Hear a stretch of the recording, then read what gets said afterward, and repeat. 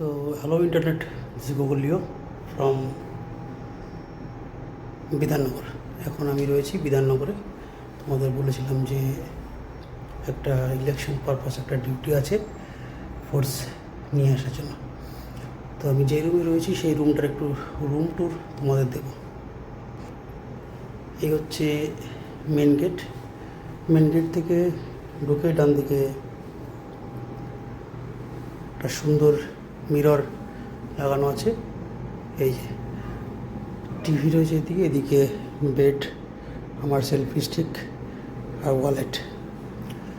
এদিকে টিভি রয়েছে, এখানটায় সমস্ত রিমোটপত্র যা যা দরকার রয়েছে। এখানে রয়েছে টেলিফোন।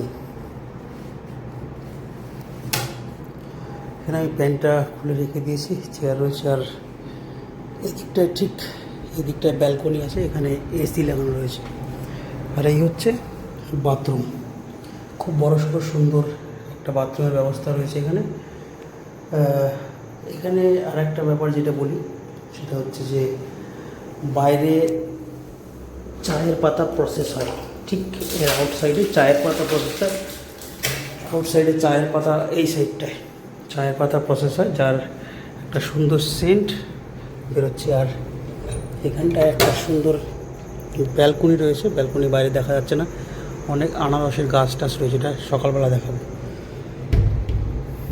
এখন অনেক রাত হয়েছে আর বেশিক্ষণ জেগে থাকতে ইচ্ছা করছে না, কারণ সারা রাত জার্নি হয়েছে, সারাদিন জার্নি হয়ে জার্নি করে এসে আর ভালো লাগছে না। আমি যত তাড়াতাড়ি সম্ভব শুয়ে পড়বো, এটাই আপাতত ইচ্ছা আছে। এখানে ব্যাগপত্র রেখে দিয়েছি, এখানে আমার জুতো রয়েছে। এই হচ্ছে আমার বেড, এখানেই আমার আজকে রাত্রি যাপন হবে। তো যে হোটেলে আমি রাতে ছিলাম বা স্টে করেছি সেই হোটেলের ব্যালকনিটা দেওয়া কত সুন্দর। এই ব্যালকনির থেকে বাইরে বেরিয়েই এই এত সুন্দর একটা পরিবেশ।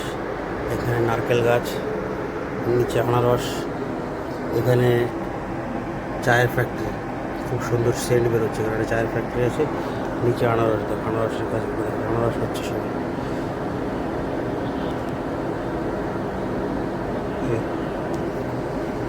এই যে আনারস হচ্ছে,